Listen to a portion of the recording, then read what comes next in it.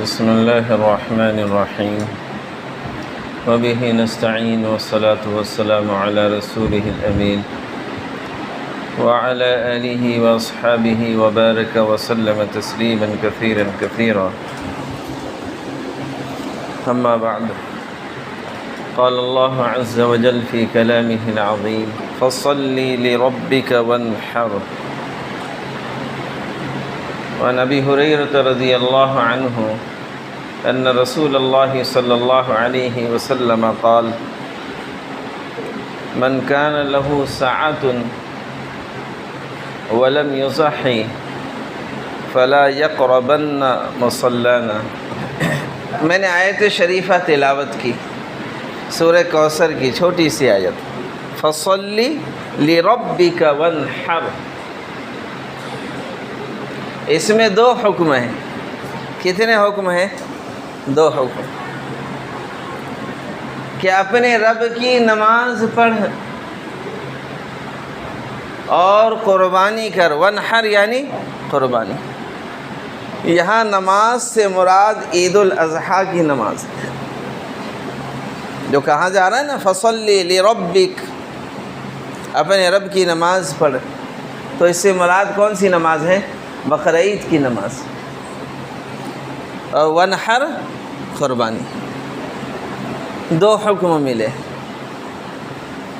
اور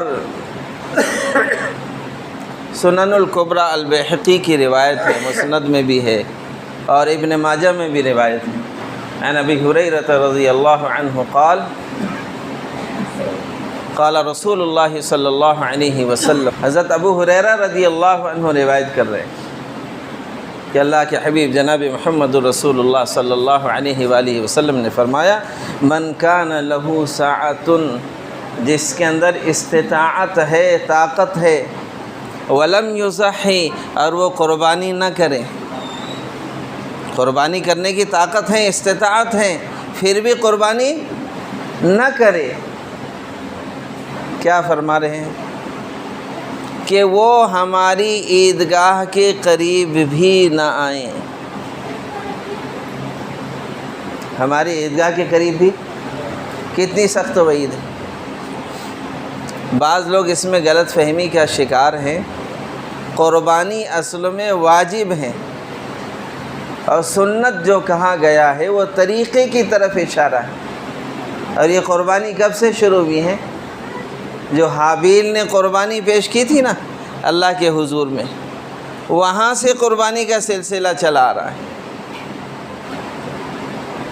اور پھر بطور خاص چونکہ یہ آپ علیہ السلام کا سلسلہ، حضرت اسماعیل علیہ السلام آپ ان کی نسل سے ہیں، اور ان کے والد حضرت ابراہیم علیہ السلام، اس مناسبت سے کہا گیا ملت ابیکم ابراہیم۔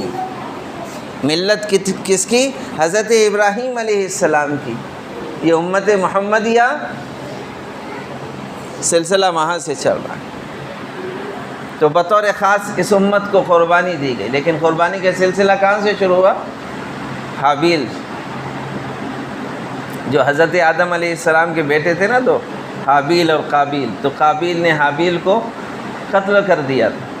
لیکن اس کے پہلے یہ ہوا کہ اللہ کے حضور میں دونوں قربانی پیش کریں گے، جس کی قبول ہوں گی پھر جو مسئلہ تھا وہ کامیاب رہے گا اس میں۔ تو حابیل کی قربانی قبول ہو گئی، لیکن وہ تو ضد پر تھا قابیل، تو قابیل نے قتل ہو گئے۔ وہ پہلا قتل اور حابیل کی پہلی قربانی۔ بہرکیف یہ قربانی کا سلسلہ وہاں سے چلا آ رہا ہے، اور اتنی سخت وعید ہے کہ جو اب کس پر ہیں بھی قربانی، پہلے یہ سمجھ لیں۔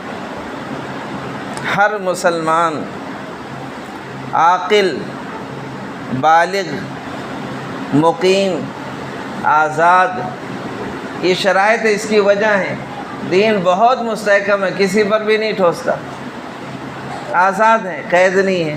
اب قید میں ہے بندہ، کوئی سبیل نہیں ہے، قربانی کر سکتا ہو؟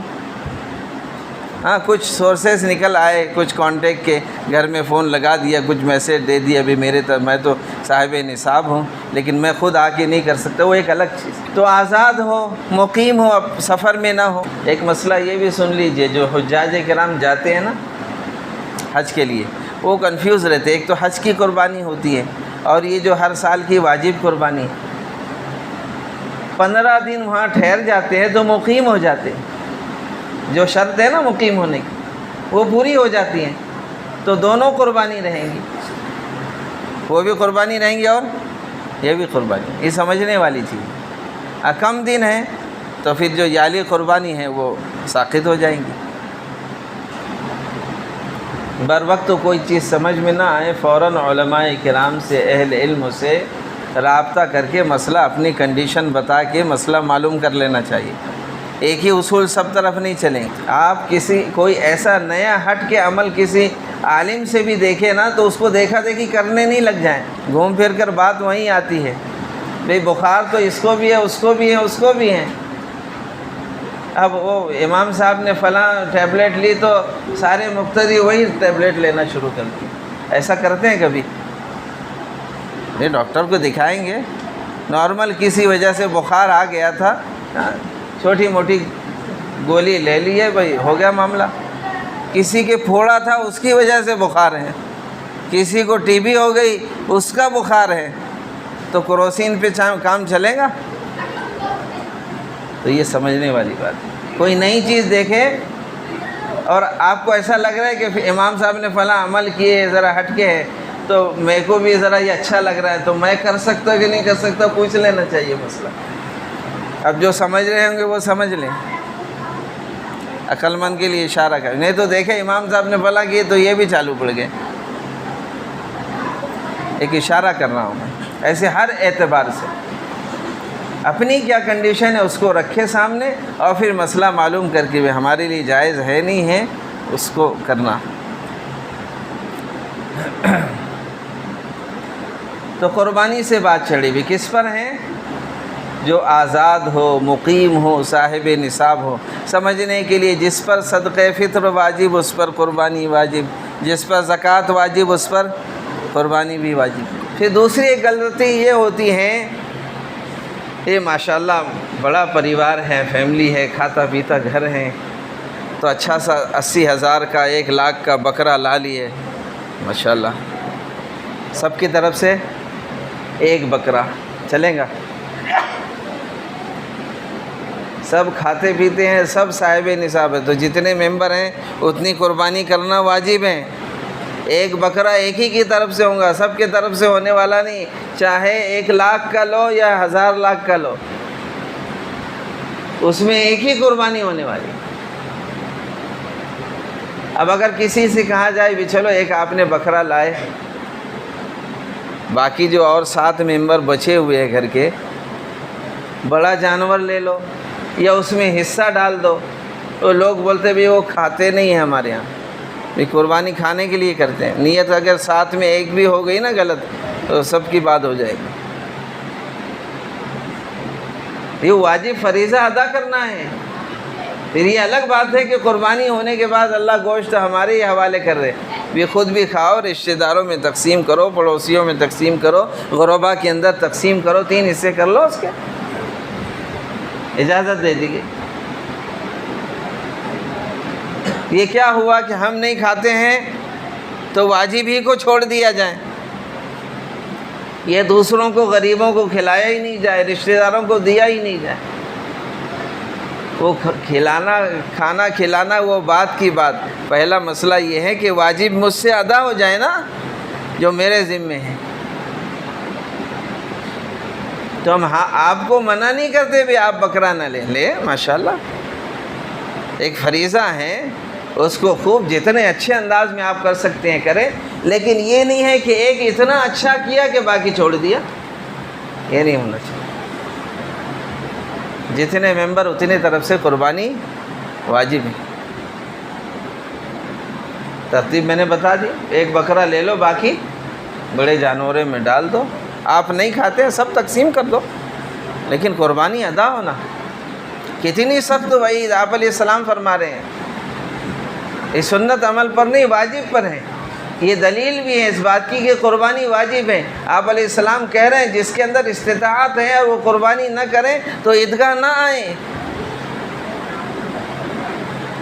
وَلَا يَقْرَبَنَّ مُصَلَّانَا، وہ ہماری عیدگاہ کے قریب بھی نہیں آئے، بلکہ جو تشدید ہے نا نون پر، وہ اور زیادہ اس کو سخت کر رہے ہیں کہ ہرگز نہ آئیں۔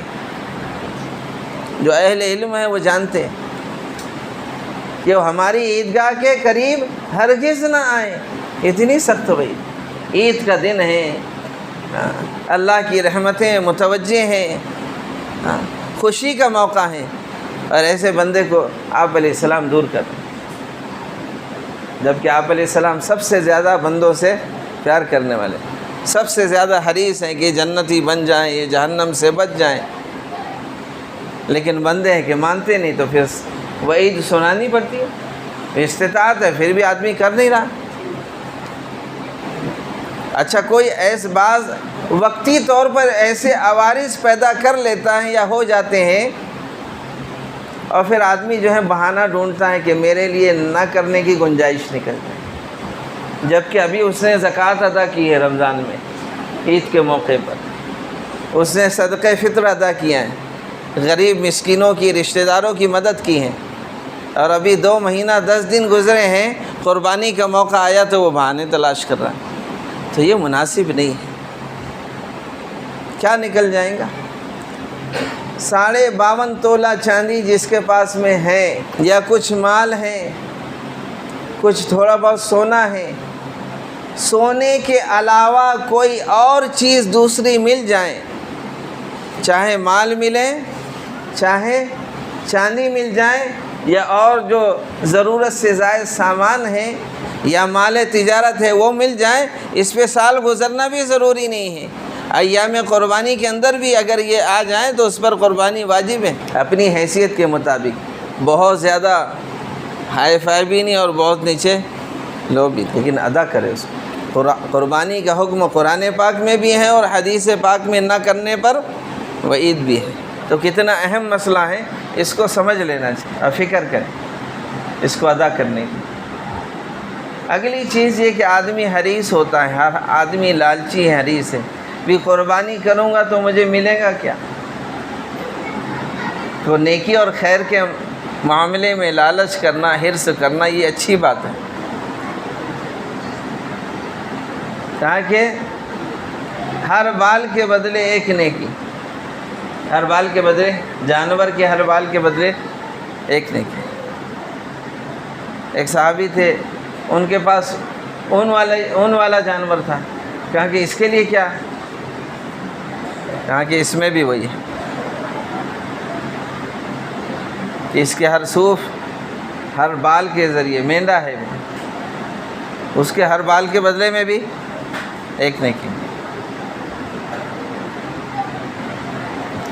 پھر اس سے جتنی بھی چیزیں نکلنے والی، چاہے ہمارے وہ استعمال کی ہو یا نہ ہو، کتنی چیزیں ہمارے استعمال کی نہیں ہوتی، سنگ ہمارے کوئی فائدے کی نہیں، اندر کی بہت ساری چیزیں ہیں جو ہمارے فائدے کی نہیں، کھور جو ہے اس کے ہمارے فائدے کی نہیں، اس کا جو کوچ نکلتا ہے اندر کا تو کھا سکتے ہیں، باہر والا پھینک دیتے۔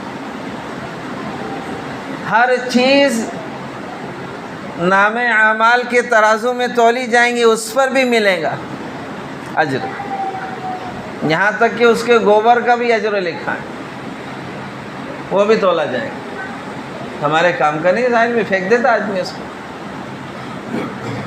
اس پر بھی اجر ملے گا کہ یہ اللہ کے نام پہ قربان ہو۔ کس کے نام پر؟ اچھا، جانور جب بھی ذبح کریں گے کس کے نام پر حلال ہوں گا وہ؟ چاہے ہم قربانی کا جانور ذبح کر رہے ہو یا عقیقے کا جانور ذبح کر رہے ہو، بچہ کی ولادت ہوئی 7ویں دن، لڑکا ہے تو 2 اور لڑکی ہے تو 1، یہ جو قربان، یہ بھی کس کے نام پر ہوگا؟ اللہ کے نام۔ اور کسی مرحوم کو ثواب پہنچانا ہے، کسی اللہ والے کو ثواب پہنچانا ہے، وہ جانور بھی کس کے نام سے قربان ہوگا؟ اللہ کے نام سے قربان ہوگا، اس کے بعد چاہے آپ گوشت تقسیم کر رہے ہیں، بنا کر کھلا رہے ہیں، بعد میں دعا کر لیں اللہ اس کا اجر و فلاں کو پہنچا دے۔ یہ جائز صورت ہے، اس میں بھی مسئلہ ہوتا ہے۔ بعض لوگ حد سے آگے بڑھ جاتے ہیں اور بعض حد سے نیچے گزر جاتے ہیں، چلے جاتے ہیں۔ تو ہمیں حد سے نیچے بھی نہیں اترنا اور حد سے آگے بھی نہیں بڑھنا۔ یہ نہ ہو کہ کسی اور کے نام پر ذبح کیا جائے۔ یہ اللہ والے کو ثواب پہنچانا ہے تو ان کے نام سے ذبح نہیں کریں گے، ذبح تو کس کے نام پر ہوگا؟ اللہ کے نام پر۔ آپ علیہ السلام نے ایک موقع پر 63 اونٹ قربان کی۔ کتنے؟ اور سب کس کے نام پر؟ آخر میں جب ایک کیا نا اللہ کے نام پر کرنے کے بعد اس کا ثواب ساری امت کو پہنچا۔ ہماری بھی ذمہ داری، اللہ نے طاقت قوت دی اور کوئی مشکل نہیں ہے، اپنی واجب قربانی بھی ادا کریں، آپ علیہ السلام کے نام سے کریں، اور مزید توفیق دے تو پھر آپ کے مرحومین ہیں جو بھی ہیں آپ ان کے نام سے بھی کر سکتے ہیں۔ نام سے مطلب یہ قربان تو اللہ کے نام پر ہوگا اور اس کا ثواب ان کو پہنچائے گا۔ اس لیے کبھی بھی کوئی عمل غیر اللہ کے نام پر نہیں ہوگا، ورنہ وہ مردود قرار دیا جائے گا۔ وہ قبول کیا ہوتا، اس پر پکڑ ہوں گی بندے کی۔ واضح طور پر کر دو، ایک عوام میں ایک چیز مشہور ہے، کسی اللہ والے کو ثواب پہنچانا ہے، کندوری کے نام سے جانور قربان کرتے ہیں اور وہ بجائے اللہ کے بابا کے نام سے یا اللہ والے کے نام سے کرتے ہیں۔ یہ غلط ہے۔ صحیح طریقہ کیا ہے؟ ہم ایصال ثواب کے قائل ہیں لیکن انکار بھی نہیں کرتے اور غلط طریقہ بھی اختیار نہیں کرتے۔ انکار بھی نہیں کرتے اور غلط طریقہ بھی اختیار نہیں کرتے، جس کی شریعت کے اندر گنجائش ہے اس کو کرتے۔ یہ سمجھنے والی بات ہے۔ بات نہ سمجھے تو بندہ بالکل نیچے اتر جاتا ہے، انکار ہی کر دیتا ہے، یا پھر یہ ہے کہ حد سے گزر کر طریقہ ہی بدل دیتا ہے جس سے عمل مردود ہو جاتا ہے۔ اس لیے اس کو ذہن میں رکھیں، اور اس کے مناسبت سے اگر کچھ بات کھٹک رہی ہیں میسیج پر، فون پر یا براہ راست، تو آپ پوچھ سکتے ہیں۔ کھٹک رکھے نہیں اور اس پر کھچڑی نہیں پکائے۔ پھوڑا جو ہے نا وہ بڑھ بڑھ کے کیا ہو جائے گا، وہ جسم میں اتنی خرابی پیدا کرے گا کہ ہو سکتا ہے وہ عضو کو کاٹنا پڑ جائے۔ اس لیے پہلے ہی جو ہے نا اس کا سیزر کر لینا چاہیے، ذرا بلیڈ لگا کے اس کا فاسد مادہ نکال دیں، پھر مرہم رکھے تو بات صحیح چلے گی۔ اور جسم والے یہ خرابیاں ہیں تو وہ تو جسم کی حد تک ہوتی، بہت ہوا تو آدمی مر جائے گا، لیکن ایمان و اعمال کے اندر خرابی پیدا کرنے والے پھوڑے ہیں نا، تو یہ تو آخرت برباد کر دیں گے۔ اس لیے بات سمجھ میں نہیں آئے تو کیا کرنا چاہیے؟ پوچھ لیں۔ فَاسْأَلُوا أَهْلَ الذِّكْرِ إِن كُنتُمْ لَا تَعْلَمُونَ۔ اگر کوئی چیز معلوم نہیں ہے تو جاننے والے سے سوال کرو، پوچھ لو، مسئلہ ختم۔ جہالت کا بالکل آسان علاج ہے، نہ معلوم ہونے کا علاج بالکل آسان ہے، جاننے والے سے پوچھ لو، اور کسی سے بھی نہیں۔ ہر داڑھی ٹوپی والا، ہر جبے والا عالم دین نہیں ہوتا ہے۔ تو کسی کو دیکھا تو اسی سے پوچھ لیا مسئلہ، وہ تو پھر دیکھیں گا بھئی یہ ماشاءاللہ عزت دے رہا، تو اپنی عزت بچانے کے لیے اٹکل سے کچھ بھی بتا دے گا، غلط صحیح۔ آپ سمجھیں گے ماشاءاللہ سبحان اللہ ہم تو ڈوبے ہیں صنم، تم کو بھی۔ اس لیے چوکن نہ رہے دین کے معاملے میں۔ دنیا کے معاملے میں تو اتنی فکریں ہیں اور دین کے معاملے میں بالکل لاپرواہی۔ بھی آدمی کو تھوڑا کبھی حجاب ہوتا ہے تو ہم سہولت دے رہے ہیں، بھی آپ فیس ٹو فیس بات نہیں کر سکتے تو کیا کرو، موبائل پہ میسیج ڈالو ہم سے، موبائل پہ پوچھ لو، فون کر کے پوچھ لو، جیسا آپ کو مناسب لگے، لیکن مسئلہ معلوم کرو اور اپنے عمل کو صحیح کرو تاکہ ہماری آخرت سنورے، ہماری قبر سنور جائے۔ یہ تو معاملہ بگڑ جائے گا۔ تھوڑے سے عمل آدمی سمجھ رہا ہوں گا صحیح کر رہا ہے اور اس کی وجہ سے اس پر گناہ لازم ہے۔ بجائے اجر و ثواب ملنے کے وہ اللہ کے قہر و غضب کا شکار بنے گا۔ اللہ تعالیٰ مجھے آپ کو ہم تمام کو اپنے سارے اعمال صحیح کرنے کی توفیق عطا فرمائے، قرآن و حدیث کے مطابق، شریعت کے مطابق اپنی زندگی گزارنے کی اللہ تعالیٰ ہمیں توفیق عنایت فرمائے۔ وآخر دعوانا الحمد للہ۔